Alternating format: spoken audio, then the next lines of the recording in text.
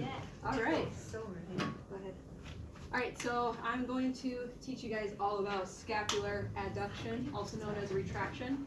So the main muscle that's responsible for this movement is the middle trapezius. You're going to have your patient laying in prone, so go ahead and lay on your stomach, please. So for this manual muscle test, for the side that you're testing, you'll have the opposite arm just straight out like that.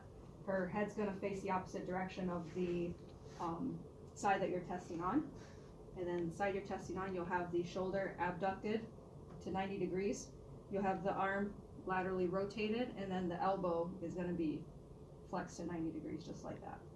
So then to palpate the middle trapezius, you'll just have your patient perform this movement. You just want them to go straight up, just like that. You don't want to do any of this or anything like that, so just straight up like that. So to palpate, it's going to be between the vertebral border and like the lower and upper cervical and thoracic vertebrae. So you just lift it. There you go. I can feel contraction. All right, perfect. So automatically that would be a 3. So relax. All right. So then to apply resistance, you'll be on the opposite side.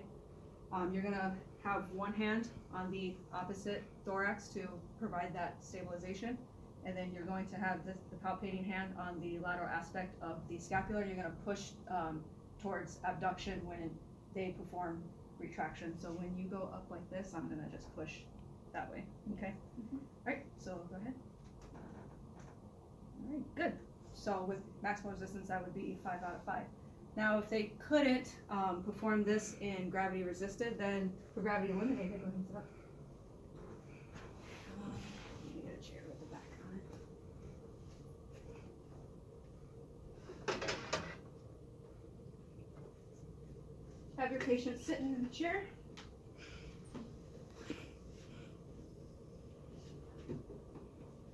You're going to provide a towel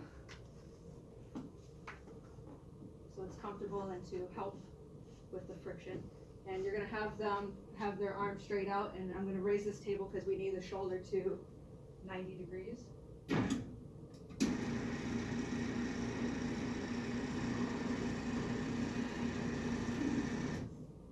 that's as far as it goes. Well, that's close enough. So then for this, you still want the arm laterally rotate, so she's going to have her arm like that. Yeah, just pretend I'm 90 degrees. All right, so then to perform this movement, all you're going to do is just slide your arm back, just like this. So then as the patient's performing this, you're still going to want to stabilize on the opposite end, and then you're going to have your palpating hand just over the middle trapezius to feel that contraction. So go ahead and perfect. Excellent. All right, so some common patient substitutions is trunk rotation of wanting to twist to the side that you're testing on. So like they're going to want to do this, which is why you want to stabilize the thorax to make sure that they're not doing that. And also if the middle trapezius is weak, when they perform that, the posterior deltoid is going to want to kick in and try to compensate, and that's where you'll notice that horizontal abduction instead of scapular retraction, which is also a common clinical error for clinicians. Is you want to look at the scapula versus focusing so much on the humeral head, because you don't want to confuse this with just retraction itself. So, because that's a very common error among clinicians. So you want to stabilize the opposite side to prevent that and also prevent trunk rotation.